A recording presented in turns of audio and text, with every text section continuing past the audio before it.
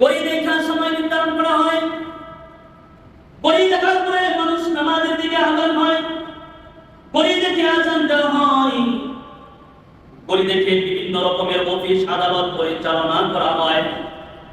একটু আগে ঘড়ির কোনো অস্তিত্ব ছিল না, ঘড়ির কোনো কাজকর্ম আগে ছিল না, কিন্তু মানুষ তখন সূর্য এবং চাঁদকে দেখে তারা তাদের পাথরের ছায়া অবলম্বন করত, মানুষের ছায়া অবলম্বন করে সময় নির্ধারণ করত, সময় নির্ধারণ করে তারা বিভিন্ন কাজকর্ম পরিচালনা করত। তখন কোনো এরকম কোনো ব্যবস্থা ছিল না। আল্লাহ বলেন, আমি এই সূর্য এবং চন্দ্র দিয়া মানুষের কর্ম, মানুষের কাজ, মানুষ বিভিন্ন রকমের বিভিন্ন কাজ করবে, এই সমস্ত কাজকে আমি আল্লাহ পাক এই সময় নির্ধারণ করে, চাঁদ নির্ধারণ করে আর সূর্য নির্ধারণ করে দিয়েছি। এজন্য আল্লাহ পাক বলছেন, লোকেরা যদি আপনাকে জিজ্ঞেস করে যে বলেন ইসআলুনাকা আনিল্লাহিল্লাহ, যদি আপনাকে জিজ্ঞেস করে নতুন চাঁদ সম্পর্কে, আপনি বলেন এই নতুন চাঁদ মানুষের বিভিন্ন রকমের কাজকর্ম এবং সে যে পথে যাবে হজের সময়টা পর্যন্ত এই চাঁদ দ্বারা নির্ধারণ করা হয়।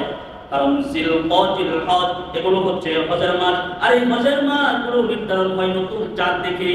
আর এই চাঁদের অবস্থাকে আল্লাহ তাআলা পরিবর্তন করে দিয়েছেন। বান্দা, আমি আল্লাহ পাক চাঁদ ফিট করে দিয়েছি, সূর্য ফিট করে দিয়েছি, এগুলো সব কিছু তোমাদের কর্মের জন্য, তোমাদের কল্যাণের জন্য করে দিয়েছি। আমি যদি তোমাদেরকে চাঁদ না দিতাম, তাহলে তোমরা রাতের যে অনুসয় তৃপ্ত, এই আনন্দ অনুভূতি, এগুলো তোমরা বুঝতে না। চাঁদ নির্ধারণ করার পরে তোমরা এই দুনিয়ার এই চাকচিক্য, ভালোবাসা আর এই আনন্দদায়ক রাতের নিশীথে তুমি যখন ঘুমিয়ে যাও, চাঁদ যখন তোমাকে আলো দেয়, তুমি যখন একা একা রাস্তা দিয়ে হাঁটো, কোনো তোমার লাইটের প্রয়োজন হয় না। আমি চাঁদকে তোমার জন্য সেট করে দিয়েছি। এই চাঁদ তোমাকে পথ দেখায় নিয়ে যায়। বান্দা, তোমার সমস্ত কাজকর্মকে আমি চাঁদের জন্য, তোমার জন্য নির্ধারণ করে দিয়েছি। চাঁদ তোমাকে দেখায় দেখায় তোমাকে বাড়ি যেতে তোমাকে সাহায্য করে। এজন্য আল্লাহ পাক বলেন, আলাম তারা কাইফা খালাকাল্লাহু সাবআ সামাওয়াতিন তিবাকা। আল্লাহ পাক জানায় দিচ্ছেন, আমার কাছে 4টা মাস পছন্দের। আল্লাহ তাআলাকে যদি জিজ্ঞেস করি, ও আমাদের মালিক, আমাদের রব, আপনার কাছে কবে থেকে মাসগুলো পছন্দের? তো মালিক আমাদেরকে সাফ সাফ উত্তর জানায় দিচ্ছেন, দেখো বান্দা, ইন্না ইদ্দাতাশ শুহুরি ইনদাল্লাহি 12 শাহরান ফি কিতাবিল্লাহ ইয়াওমা খালাকাস সামাওয়াতি ওয়াল আরদা মিনহা আরবাআতুন হুরুম। আল্লাহ পাক বলেন, আসমান এবং জমিন যেদিন আমি সৃষ্টি করেছি সেদিন থেকে আমার কাছে মাসের সংখ্যা 12টি। সুবহানাল্লাহ। তার মধ্যে আরবাআতুন হুরুম, 4টা মাস আমার কাছে দামি, আমার কাছে পছন্দের, এবং তোমাদের কাছেও আমি আল্লাহ তাআলা এই 4টা মাসকে সম্মানিত করে দিয়েছি। সুবহানাল্লাহ। আল্লাহ তাআলা সাফ উত্তর দিলেন, আল্লাহ তাআলার কাছে মাসের সংখ্যা 12টা, পছন্দের মাস কয়টা? 4টা। 12টা মাসে আল্লাহ তাআলার কাছে পছন্দের, কিন্তু পছন্দের ভিতরে আলাদা একটা পছন্দ থাকে না, পার্সোনালিটি। আল্লাহ তাআলা কয় যে এই পার্সোনালিটির ভিতরে 4টা মাস আমি আল্লাহ তাআলার কাছে বড় পছন্দের। সুবহানাল্লাহ। যেমন সপ্তাহের মধ্যে একটা দিন আছে জুমার দিন, এটা মুমিন মুসলমানের কাছে বড় পছন্দের। বছরের শেষে কুরবানির ঈদ আসে, রমজানের ঈদ আসে, ওই দিনটা মানুষের কাছে বড় পছন্দের। ঠিক না ঠিক? মানুষ বিবাহ করে যেদিন তার বিবাহ বার্ষিকী হয়, সেই দিনটা তার কাছে খুব অনুসরণীয়, পছন্দনীয়। ওই দিন সে বিবাহ বার্ষিকী পালন করে। ঠিক না ঠিক? প্রত্যেকটা মানুষের কাছে এক একটা পছন্দের দিন আছে না নাই? আছে না আপনার কাছে? আল্লাহ তাআলা বলেন যে আমার কাছেও 4টা জিনিস পছন্দের, 4টা মাস পছন্দের। তার মধ্য থেকে আমরা এখন বর্তমান যে মাসটায় উপনীত হয়েছি, এই মাসটার নাম হচ্ছে মুহররম। সুবহানাল্লাহ বলেন। এই মাসের নাম কি? আজকে মুহররমের কয় তারিখ জানেন? হ্যাঁ, আজকে 4 তারিখ। 5 তারিখ না? 5 তারিখ।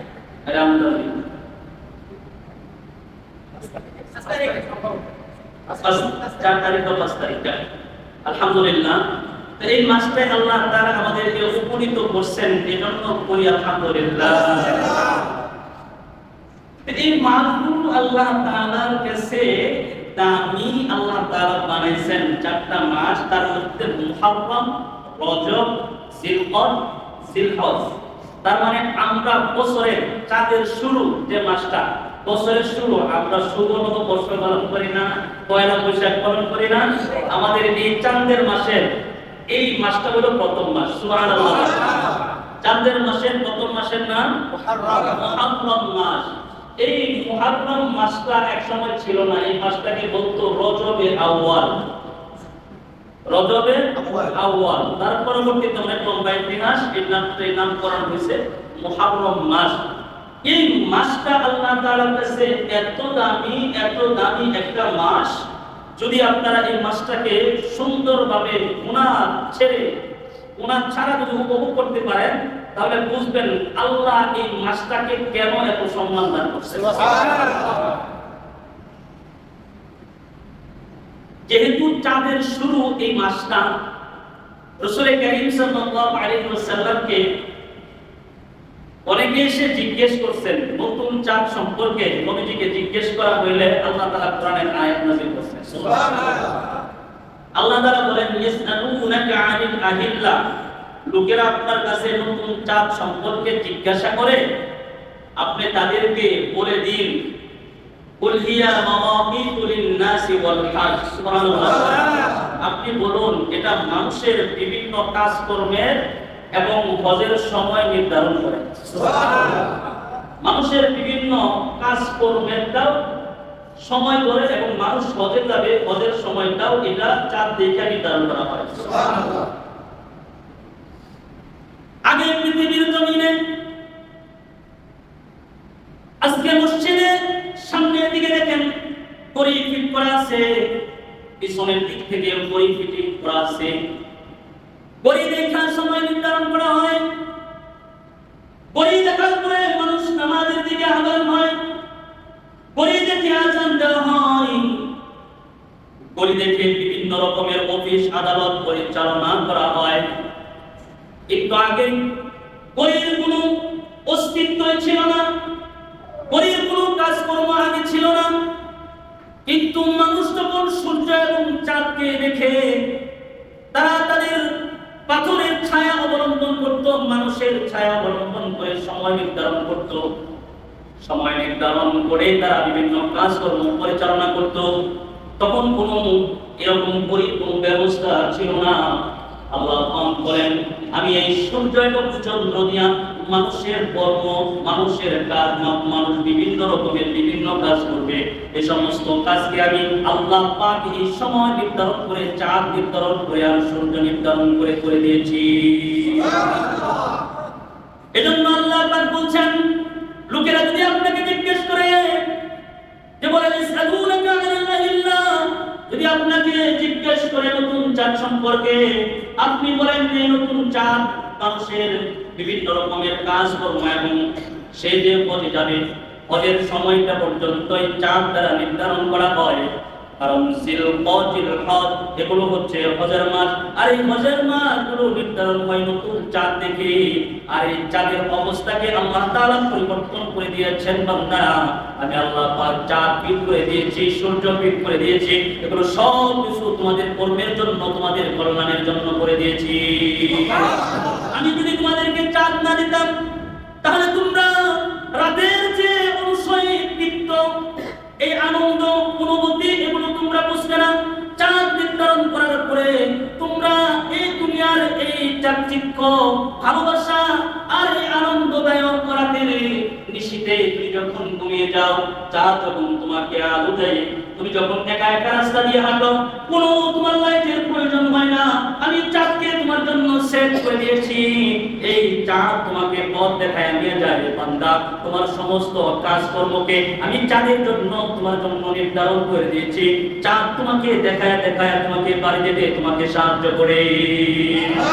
এজন্য আল্লাহ পাক বলেন আলাম তারা কাইফা খালাকাল্লাহু সাবআ সামাওয়াতিন তিবাকা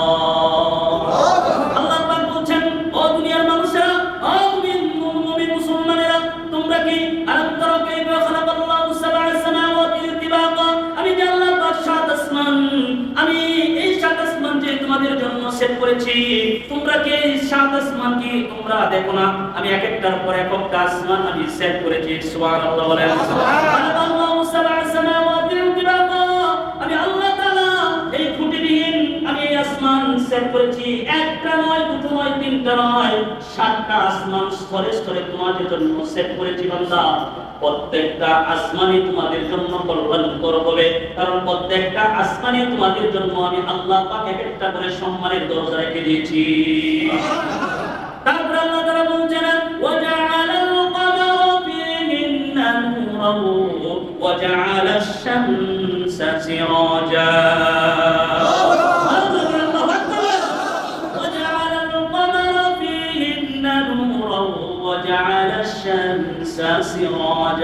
আমি রব্বুল আলামিন তোমাদের জন্য সূর্য ফিট করেছি, তোমরা কি দেখো না? আমি তোমাদের জন্য চাঁদ ফিটিং করেছি, সূর্য ফিটিং করেছি।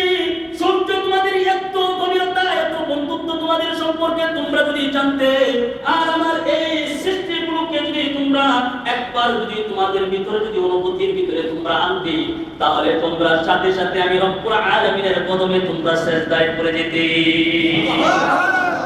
দেখো না তুমি, আমি যে চাপ ফিট করে দিয়েছি তোমার জন্য, তোমার কল্যাণের জন্য চাপ ফিটিং করেছি বান্দা। তোমার এই সূর্য সেট করেছি বান্দা, তোমার কল্যাণের জন্য করে দিয়েছি। এটা তোমাদের বন্ধুরূপে সেটিং করে দিয়েছি। কারণ হচ্ছে এই সূর্য আমাদের উদ্দীপনাকে এত মজবুত করে, আমাদের ব্রেন মেটাকে এত মজবুত করে। একজন মানুষের শরীরে যদি এই সূর্যের প্রতীক আলো যদি না পড়ে, একজন মানুষের বেশি দিন তার রক্ত প্রচলন হয় না। একজন মানুষ তার মস্তিষ্কের ব্রেনটা ততটুকুন ওঠে না যতক্ষণ পর্যন্ত সূর্য তার মস্তিষ্কের উপরে, তার মাথার উপরে না পড়ে। সুবহানাল্লাহ। তার জন্য আল্লাহ বলেছেন ওয়াজআলাল কমারা ফীহিন্না নূরান ওয়াজআলাশ শামসা সিরাজা। এগুলো যদি আমরা একটু উপলব্ধি করতাম, আমরা যদি সেই আসমানের দিকে তাকাতাম, চাঁদের দিকে যদি তাকাতাম, সূর্যের দিকে যদি তাকাতাম, তাহলে আমাদের এই সমাজের ভিতরে মুসলমানের ঘরে জন্ম নেওয়ার পরেও নাস্তিক তৈরি হইতো না, নাস্তিক তৈরি। মুসলমানের ঘরে জন্ম হওয়ার পরেও সে আল্লাহ চিনাই না, রাসূল চিনাই না, কোরআন চিনাই না। আল্লাহ আসমান বানাইছেন, আসমান দেখায় না। সূর্য বানাইছেন, সূর্য দেখায় না।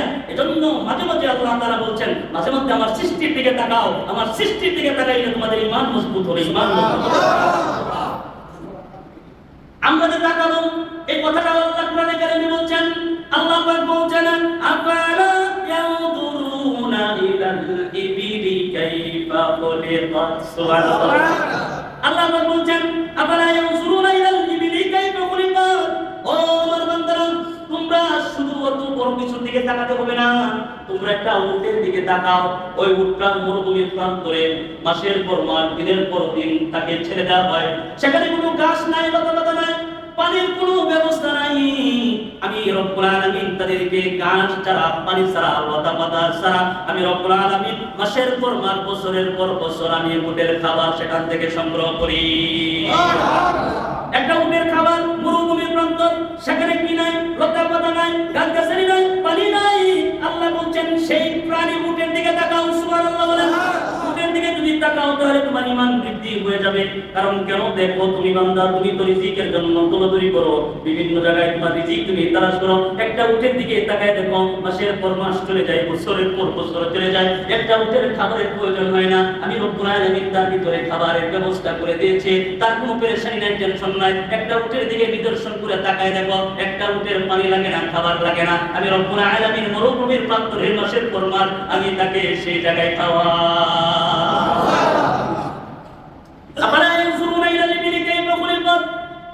কিন্তু উটের দিকে আল্লাহ তাআলা কেন বলছেন তাকানোর জন্য? কেন আমরা উটের দিকে তাকাবো? কারণ উটের ভিতরে আল্লাহ তাআলা পার্সোনালিটি এমন একটি জিনিস তার ভিতরে, তার অঙ্গের ভিতরে দিয়ে দিয়েছেন। সেখানে অনেক রকমের পানি, বিভিন্ন কৌশল করে সেখানে পানি রাখা হয়। এই জন্য ওই পানি তারা চাইলে সেখান থেকে আবার বের করে নিজেরা পান করতে পারে। এই জন্য এই মরুভূমির প্রান্তরে মাসের পর মাস একটা উটের পানি লাগে না। উটকে আল্লাহ তাআলা এমনভাবে সৃষ্টি করেছেন। এজন্য আল্লাহ পাক বলছেন উটের দিকে তাকাও, তাহলে তোমাদের ঈমান বাড়ায় দিবেন কে? আফালা ইয়ানজুরুনা ইলাল ইবিলি কাইফা খুলিকাত ওয়া ইলাস সামাই কাইফা রুফিআত। আল্লাহ পাক বলছেন তোমরা ওই যে আসমান দেখো না, আসমানের দিকে তাকাও, আসমানের দিকে তাকাও, বিশালতা একটা আসমান আমি নির্মাণ করেছি, উচ্চতর একটা আসমান, উচ্চতলা ভবন যেখানে মানুষ পর্যন্ত যাইতে পারে না, এমন উঁচু আসমানকে আমি আল্লাহ তাআলা খাড় করে রেখেছি, তারপরে রেখেছি নিচে কোনো খুঁটিবিহীন কোনো খুঁটির প্রয়োজন হয় না। আপনি চাইলে আল্লাহ তাআলা আমাদের দুইটা পাশারা খাড়ায় রাখতে পারতেন কি পারতেন না? জোরে বলেন। আল্লাহ চাইলে কিন্তু পারতেন, কিন্তু আল্লাহ তাআলা চান নাই। আল্লাহ তাআলা চেয়েছেন মানুষের আকৃতিটা যেন সুন্দর হয়, অবিকল যেন সে চলতে পারে, তার মধ্যে সে যেন চলতে পারে, এজন্য বানাইছেন। আল্লাহ চাইলে সবকিছুই সম্ভব। আল্লাহ পাক বলেন বান্দারে আমি রব্বুল আলামিন দেখো আসমান আমি খুঁটিহীন, তারপরে আছে উঁচু একটা আসমান, ওই আসমানের দিকে তাকাই দেখো আমি রব্বুল আলামিনের সৃষ্টির বিশালতা কেমন, আর আমি রব্বুল আলামিন চাইলে কি না করতে পারি। ওয়াইলাস সামাই কাইফা রুফিআত। তারপর আল্লাহ পাক বলছেন ওয়া ইলাল জিবালি কাইফা নুসিবাত। সুবহানাল্লাহ বলে। আল্লাহ পাক বলছেন বান্দারে কত সুবিশাল বড় বড় পাহাড় বানিয়েছি, তোমরা বিভিন্ন জায়গায় যাও, খাগড়াছড়ি যাও পাহাড় দেখার জন্য, ঠিক না বেদি? সিলেটে যাও ভাই সেখানে পাহাড় দেখার জন্য, রাঙামাটি যাও ভাই পাহাড় দেখার জন্য। এত সুবিশাল বড় বড় আমাদের হালুয়াঘাটের শেষ সীমান্ত এলাকা, 12 সীমান্ত এলাকায় গেলে দেখা যায় কত বিশাল বড় বড় পাহাড় আল্লাহ তাআলা সেখানে ফিট করে রেখেছেন, স্থাপন করে রেখেছেন। এই পাহাড় সুবিশাল পাহাড়ের দিকে তাকাও, আমি আল্লাহ পাকের সৃষ্টির রহস্য তোমরা বুঝতে পারবে। কত সুন্দর করে আমি পাহাড় সৃষ্টি করেছি, পাহাড়টা তোমাদের কল্যাণে সৃষ্টি করেছি বান্দা। কারণ এই পাহাড় যখন জমিন এটা লড়ালড়ি করতেছিল, এই জমিন যখন কাঁপাকাঁপি করছিল, যে জমিনে তোমাদের বসবাস করার মতো ব্যবস্থা যখন ছিল না, আমি রব্বুল আলামিন প্যারেক হিসাবে পাহাড়কে নির্মাণ করে দিয়েছি। যেই দিন পাহাড় নির্মাণ করে দিয়েছি সেই দিন জমিনটা স্তূপ হয়ে গেছে, চুপ হয়ে গেছে। তারপর থেকে আমি আল্লাহ পাক মানুষের জন্য এই মাটিকে মানুষের বাসস্থানের জন্য ব্যবস্থা করে দিয়েছি। পাহাড়টাও সুবিশাল পাহাড়, এখান থেকে তাকাইলে তোমাদের ঈমান বাড়বে। সুবহানাল্লাহ বলেন। এজন্য আল্লাহ পাক বলছেন তোমরা আমার সৃষ্টি নিয়ে গবেষণা করো, তাহলে তোমরা অনেক কিছু খুঁজে পাবে। আমি আল্লাহ নিয়ে যদি গবেষণা করো তাহলে নাস্তিক হয়ে যাবে। অনেকে আল্লাহ নিয়ে গবেষণা করে, আল্লাহকে, আল্লাহ কোথা থেকে আসছে, আল্লাহ কোথা থেকে আসছে, বিভিন্ন রকমের প্রশ্ন করে। ভাই না, আল্লাহ নিয়ে গবেষণা করলে নাস্তিক হইবা, আর সৃষ্টি নিয়ে গবেষণা করলে আল্লাহর জান্নাতের মালিক হয়ে যাইবা। আপনাদেরকে যদি বলি 1 2 3 4 10 পর্যন্ত আছে, কিন্তু একের নিচে যদি আমি জিজ্ঞেস করি একের নিচে যে কমেন্টটা আছে সেটা কি করে বলেন তো? একের নিচে 0, তার মানে আল্লাহর কাছে আসলে আল্লাহ নিয়ে চিন্তা করলে 0 0 খুঁজে পাইবা, কিছুই পাইবা না। কিন্তু আল্লাহ না নিয়ে, আল্লাহর সৃষ্টি নিয়ে যদি তুমি গবেষণা করো, এক একটার পর এক একটা তুমি আল্লাহর রহস্য, আল্লাহর সৃষ্টির রহস্য খুঁজে পাইবা। আর এমন রহস্য যখন তুমি পাইবা, সাথে সাথে তোমার ঈমান বৃদ্ধি হবে, তুমি একজন পাক্কা ঈমানদার হিসেবে আল্লাহর দপ্তরে নাম উঠে যাবে। ওয়াইলাল জিবালি কাইফা নুসিবাত ওয়া ইলাল আরদি কাইফা সুতিহাত। আল্লাহ তাআলা বলছেন এ বান্দারে তোমরা আমার জমিনের দিকে তাকাও, জমিনটা কিভাবে আমি বিস্তৃত করেছি, বিছিয়ে দিয়েছি। বান্দা এই জমিনটাও তোমাদের জন্য, এই জমিনটা তোমাদের জন্য কল্যাণের। কারণ এই জমিন যদি না থাকতো তোমরা চলতে পারতা না। এই জমিন না থাকলে তোমরা কোথা থেকে তোমরা বীজ বপন করতে, হাজার দ্বারা উঠতো, ঠিক না বেটি? এই জমিনের চৈরাই তুমি আমি আল্লাহ তাআলাকে তুমি গরিমা নিয়ে অহংকার নিয়ে চলো, আমি আল্লাহ তাআলাকে চিনতেও চাও না, আমি আল্লাহকে বুঝতেও চাও না। বান্দারে অথচ জমিনটা তোমাদের কল্যাণের জন্য দিয়েছি, যদি তুমি একবার জমিনের দিকে তাকাও। এজন্যই তো আমাদের আজকে উলামায়ে কেরাম বলেন মাঝে মাঝে মাথাটা নিচের দিকে দিবেন, মাঝে মাঝে চোখটা নিচের দিকে দিবেন, জমিনের দিকে তাকাবেন, তাহলে দেখবেন আপনার ভিতরে যদি অহংকার থাকে আস্তে আস্তে অহংকারগুলো নষ্ট হয়ে যায়। কারণ জমিন সব খাবে, অহংকার খাবে, সম্পদ খাবে, নিজেকেও খাবে, নিজেকেও খাবে, ঠিক না? জমিন কাউকে ছাড়বে না। জমিন এমন কোন জিনিস নাই যে জমিন এখানে খাইতে পারে না, কথা বলেন না? সব জিনিস হজম করতে পারে জমিন। এজন্য জমিন আল্লাহ তাআলা দিয়েছেন, মাঝে মাঝে জমিনের দিকে তাকায়, জমিনটারে দেখেন। সুবহানাল্লাহ বলেন। তাহলে যে কথাটা আমি বলছিলাম, 1 নাম্বার, যদি আপনাকে জিজ্ঞেস করা হয় নতুন চাঁদ সম্পর্কে, তাহলে আপনি কি করবেন? এটা মানুষের কাজকর্ম এবং হজে যাওয়ার সময় নির্ধারণ করার জন্য আল্লাহ তাআলা এই চাঁদ ফিটিং করেছেন। সুবহানাল্লাহ। প্রথম প্রশ্নটাই আসছেন মানুষের কাজকর্মের জন্য, মানুষের জন্যই সব। কিন্তু এই আশুরা যে মুহররম মাসটা, যে সম্মানিত মাস, রাসূলুল্লাহ সাল্লাল্লাহু আলাইহি ওয়াসাল্লাম যখন তিনি মদিনায় হিজরত করলেন, দেখেন একদল লোকেরা সেখানে তারা রোজা পালন করে। তাদেরকে জিজ্ঞেস করা হয়েছে, বনি ইসরাইলের লোক জিজ্ঞেস করা হয়েছে, তোমরা কিসের রোজা রাখো? তিনারা বলছেন, আমাদের নবী হযরত মুসা আলাইহিস সালাতু ওয়াস সালাম ইনাকে আল্লাহ পাক ফিরআউনের কবল থেকে হেফাজত করেছিলেন, রক্ষা করেছিলেন, সেই কারণে আমরা শুকরিয়া হিসাবে এই আশুরা মানে 10ই মুহররমে আমরা এই রোজাটা আমরা রাখি। রাসূল করিম সাল্লাল্লাহু আলাইহি সাল্লাম বলেন, আনা হাক্কু বিমুসা মিনকুম, আমি তোমাদের চাইতেও মুসা আলাইহিস সালাতু ওয়াস সালামের কাছের মানুষ বেশি। সুবহানাল্লাহ বলেন। আমি তোমাদের থেকেও বেশি পছন্দের, আমি মুসা আলাইহিস সালাতু ওয়াস সালাম সে তো আমার ভাই। সুবহানাল্লাহ বলেন। সেই হিসাবে হকদার তো আমি বেশি এই রোজা রাখার ব্যাপারে। রাসূলুল্লাহ সাল্লাল্লাহু আলাইহি সাল্লাতু ওয়াস সালাম তখন সাহাবীদেরকে বললেন, ও সাহাবায়ে কেরাম, তোমরা এই 10ই আশুরা 10ই মুহররম তোমরা রোজা রাখো। সুবহানাল্লাহ। তোমরা এই দিন রোজা রাখো। সাহাবায়ে কেরাম বলছেন, ইয়া রাসূলুল্লাহ, তাহলে তো ইহুদিদের সাথে আমাদের সাদৃশ্য হয়ে গেল, একবারে হুবহু লাগিয়ে গেল। রাসূল সাল্লাল্লাহু আলাইহি ওয়াসাল্লাম বলছেন, তাহলে আগের দিন একটা রাখবা আর 10ই মুহররমের দিন একটা রাখবা। সুবহানাল্লাহ। তাহলে হলো কয়টা? একটা হলো 9ই মুহররম, আরেকটা হলো 10ই মুহররম। দুইটা রোজা রাখবে। রোজা রাখলে ফায়দা কি? রাসূল সাল্লাল্লাহু আলাইহি ওয়াসাল্লাম বলেন, সিয়ামু ইয়াউমি আশুরা আহতাসিবু আলাল্লাহি আন ইউকাফিরা আস-সানাতা আল্লাতী ক্বাবলা। সুবহানাল্লাহ। কেউ যদি আশুরার দিন রোজা রাখে, আল্লাহ তাআলা তার পূর্বের 1 বছরের গুনাহ মাফ করে দেন। সুবহানাল্লাহ। কয় বছরের গুনাহ? 1 বছরের। আল্লাহ পাক 1 বছরের গুনাহ আপনি আমার আল্লাহ তাআলা মাফ করে দিবেন। সুবহানাল্লাহ। তা আশুরার দিন অর্থাৎ 10ই মুহররম রোজা রাখবেন তো ইনশাআল্লাহ? ইনশাআল্লাহ। রাখবেন? কারা কারা প্রতি বছর রাখেন? এরকম লোক আছে যে প্রতি বছর রাখে? আল্লাহ তাআলা কবুল করে পড়েন আমিন। এটা রোজাটা সাহাবায়ে আজমাইন নবী আলাইহিস সালাতু ওয়াস সালাম রেখেছেন।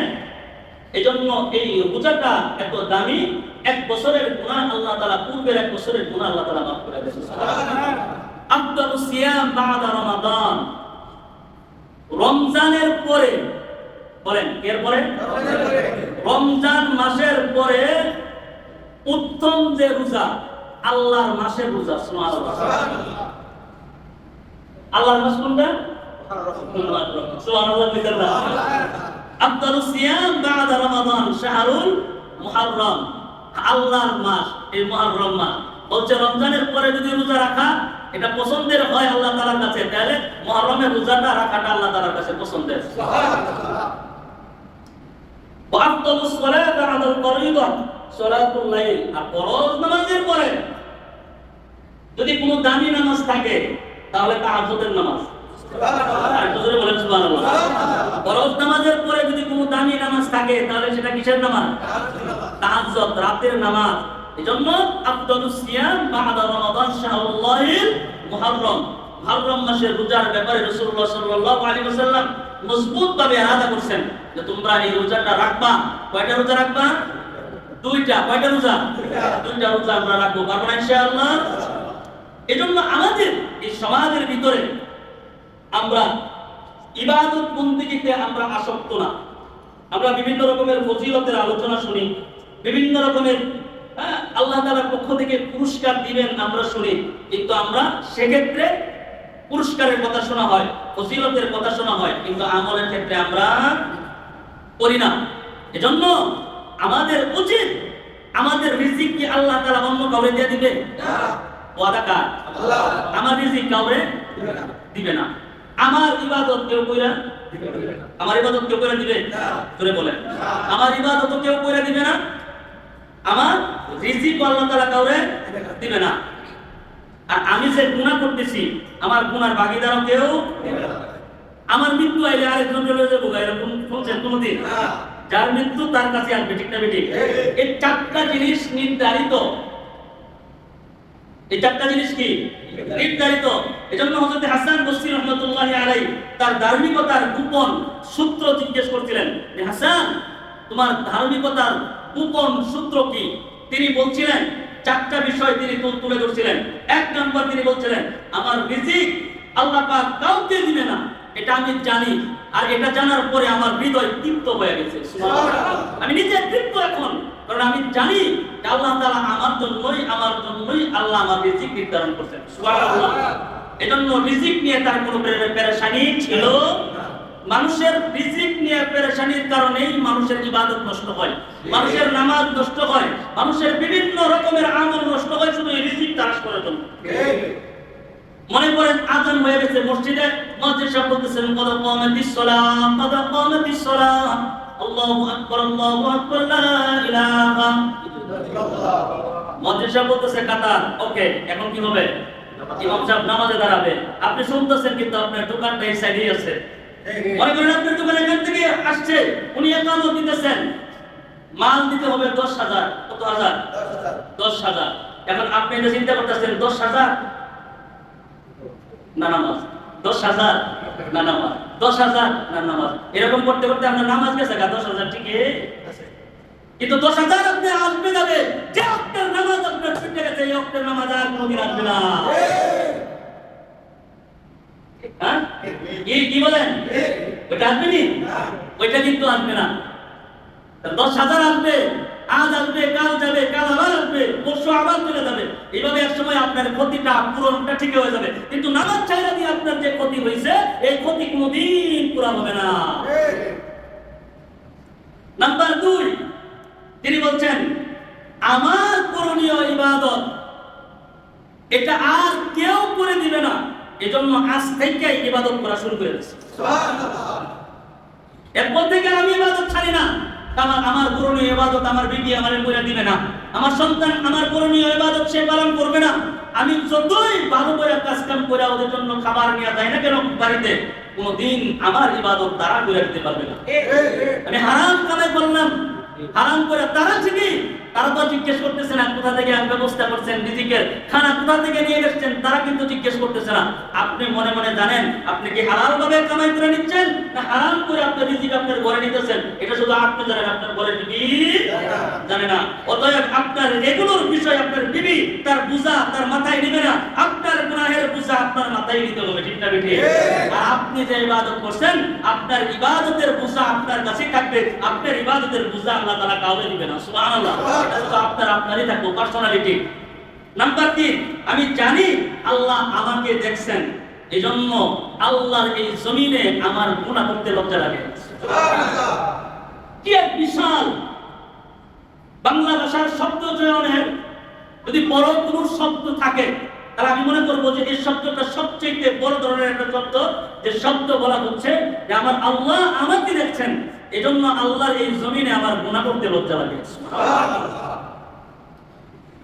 তাহলে আপনি একটু অনুভব করে দেখেন, আসলে তো কথা তো ঠিক, আল্লাহ আমাদেরকে মনিটর করছেন কিনা বলেন না?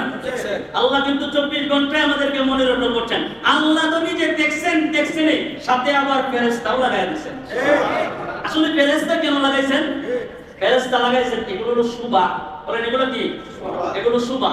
আমরা বিয়ে করতে যাই, বিয়ে করে তো জামাই তো বউ আনবে, ঠিক না ঠিক? জামাই যে বউ আনলে কি এবারে একলা গেলে কি বলে বউ কি দিত না? দেব কি না? বউ দিত না, বউ তো দিবে। এত মানুষের দরকার আছে?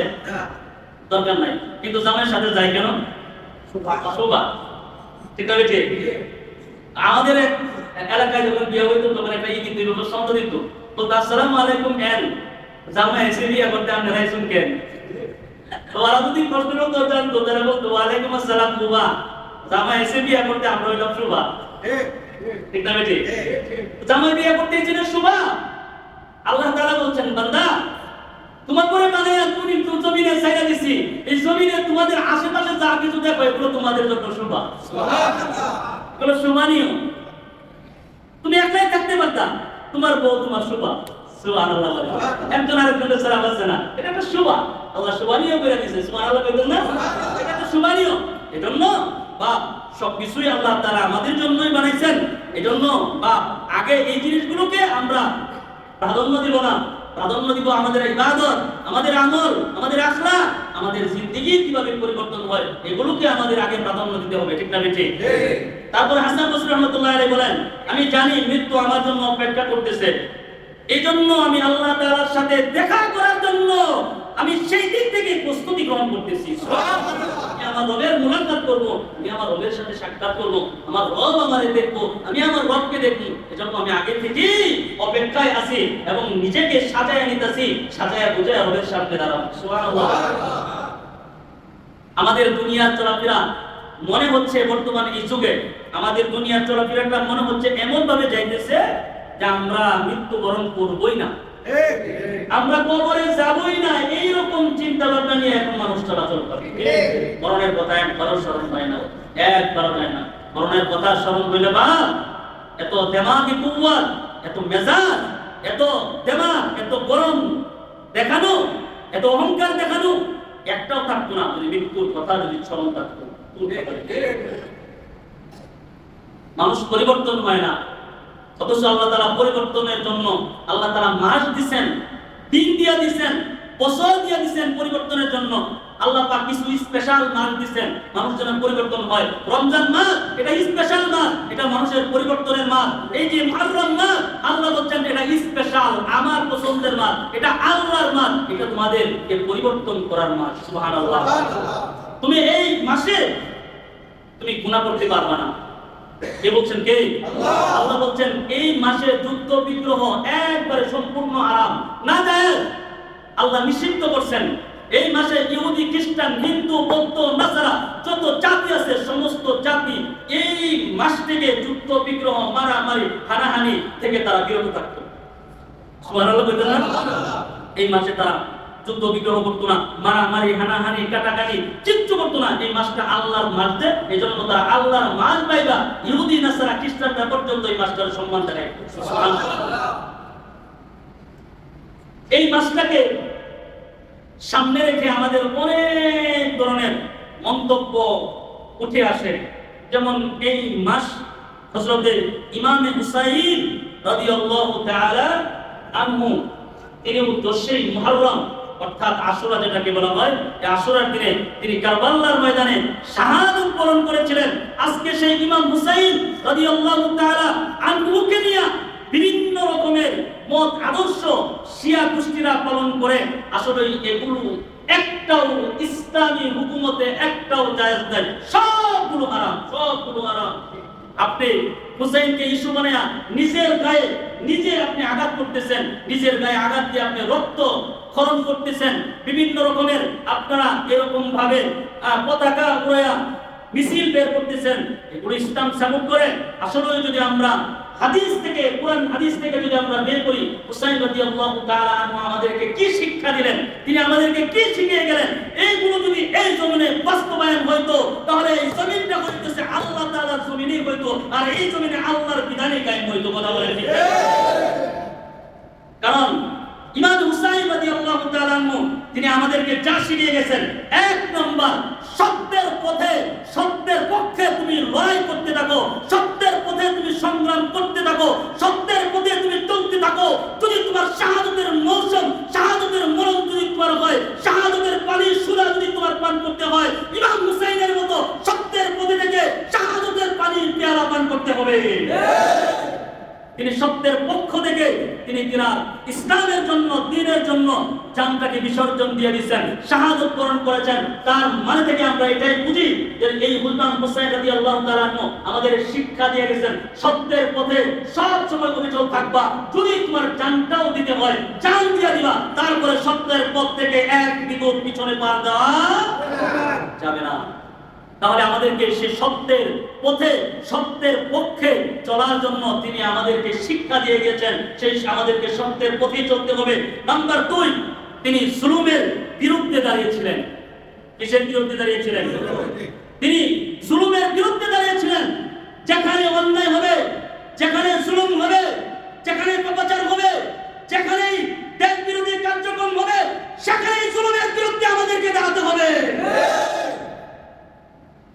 কারণ যেখানে জুলুম হবে, যেখানে আমাদের সন্তানদের ভবিষ্যৎ নষ্ট করে দেওয়ার জন্য পায়তারা চলবে, যেখানে মাদক দেখবেন, যেখানে বিভিন্ন রকমের জুয়া দেখবেন, সেখানে প্রতিবাদ করতে হবে।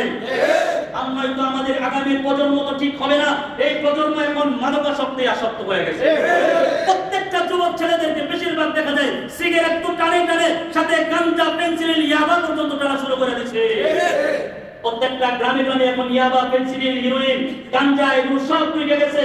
কারণ এগুলো আমাদের যুব সমাজের, আমরা যাদের পিতা, আমরা এগুলো দেখি যে এখানে পেন্সিলিন বিক্রি হয়, এখানে ইয়াবা বিক্রি হয়, এখানে গাঞ্জা বিক্রি হয়, কিন্তু আমরা প্রতিবাদ করি না। না প্রতিবাদ করার কারণে আজকে এই মাদক কারবারি বেড়ে গেছে। যদি সেই জায়গায় প্রতিবাদ করতাম, একটা মাদক আমাদের যুবকের হাতে এসে উঠতো না। তাহলে এই জুলুম যেখানে হবে, অন্যায় যেখানে হবে, সেখানে প্রতিবাদ হবে। নাম্বার 3, তিনি দ্বীনের জন্য ত্যাগ স্বীকার করছেন।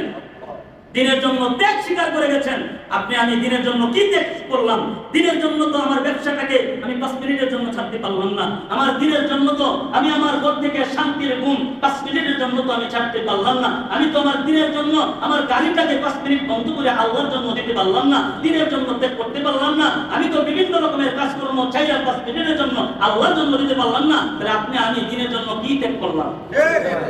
দ্বীনের জন্য বউ আপনি 3 দিনের জন্য ছাড়তে পারলেন না, 3 দিনের জন্য আল্লাহর ঘরে যাইতে পারলেন না, 40 দিনের জন্য একটু চিল্লা দিতে পারলেন না, তাহলে আপনি দিনের জন্য কি ত্যাগ করলেন? কি করলেন বলেন না, বলেন আপনি কি করলেন? 5 মিনিটের জন্য আপনি আপনার ব্যবসাটাকে বন্ধ করতে পারলেন না। কাদা কামাতিস সালাহ, আমারে ডাকতেছে, কাতার সোজা হয়ে গেছে, ইমাম সাহেব এখন দাঁড়ায় নামাজ পড়াবে, এখন তো আমার এই দোকান চালু থাকার কথা না, আমার তো এখন মসজিদে যাওয়ার কথা। এটা কি দিনের জন্য ত্যাগ স্বীকার হইল? না। যদি দিনের জন্য ত্যাগ স্বীকার করতেন বাজান, তাহলে 5 মিনিট 10 মিনিট বন্ধ করে মসজিদ আল্লাহর সময় দিতেন। দিন ত্যাগ করা মানে কি? দিনের জন্য ত্যাগ করা মানে কি? আল্লাহর জন্য সময় দেওয়া, আল্লাহর ইবাদতে মশগুল থাকা, আল্লাহর স্মরণ করা, হলো দিনের ত্যাগ স্বীকার করা। দিনের জন্য সর্বোচ্চ ধন সম্পদ মাল, আমরা দেখেছি সাহাবায়ে কেরামদের জীবনে, তাদের ধন সম্পদ মাল, বিবি বাচ্চা, মা বাবা সব কিছু দিনের জন্য ত্যাগ করছেন। ওকে চাংটাবাজি লইয়া তারা বছরের পর বছর চলে গেছেন, সেখানে শাহাদাত বরণ করেছেন। এখন যদি আমরা ইতিহাস কাটাই, একজন সাহাবীর কবর একক জায়গায় আছে, তার মা তার সেই কবরের কথা জানে না, তার বিবি তার কবরের খবর জানে না, এখনো একক বিভিন্ন জায়গায় একজনের কবর রয়ে গেছে। কথা বলে ঠিক না বেটি? দিনের জন্য তো উৎসর্গ করছিল। আর আমরা বলি মরে গেলে মার কবরের পাশে আমার কবরটা দিও, আমার ভাইয়ের কবরের পাশে আমার কবরটা দিও, বলি কিনা? বলি কিনা? আবে এগুলো কি আবে আগে যদি আমরা তাদের ইতিহাস পড়ি, তাহলে দেখা যায় তারা বলতো যেখানে মৃত্যু হবে সেখানে কবর দিয়ে দিচ্ছ। আমার আমি একটানাটানি করো না, স্ত্রী করো না, যেখানে মৃত্যু হবে সেখানেই দিও। এজন্য দিনের জন্য একটু ত্যাগ, আপনারা তিতিক্ষা, এগুলো আপনারা একটু ত্যাগ স্বীকার করবেন, আল্লাহ তাআলা আমাদেরকে জাযাদান করবেন। সুবহানাল্লাহ বলেন। এজন্য আমরা এই মাসে, বিশেষ করে যেটা আল্লাহর মাস, আমরা এই মাসে কারো ক্ষতি করব না। ওয়াদা করেন। এখন মানুষ সবচেয়ে বেশি ক্ষতি করতেছে মানুষের, করবেন না ইনশাআল্লাহ?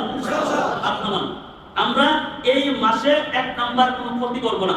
2 নাম্বার, আমি আজকে খুব সুন্দর করে বুঝা এই 2টা জিনিস দেখছি, গবেষণা করে দেখছি। আল্লাহর এই মাসের জন্য অনেক কিছুই লেখা যায়, কিন্তু আল্লাহর এই মাসের জন্য 2টা জিনিস দেখছি যে এই 2টা জিনিস আল্লাহর মাসে করবেন না। 1 নাম্বার, কারো ক্ষতি করবেন না। নাম্বার 2, এই মাসে সবাইকে মাফ করে দিবেন এবং সবার প্রতি সহানুভূতি, ভালোবাসা দেখাবেন। সুবহানাল্লাহ।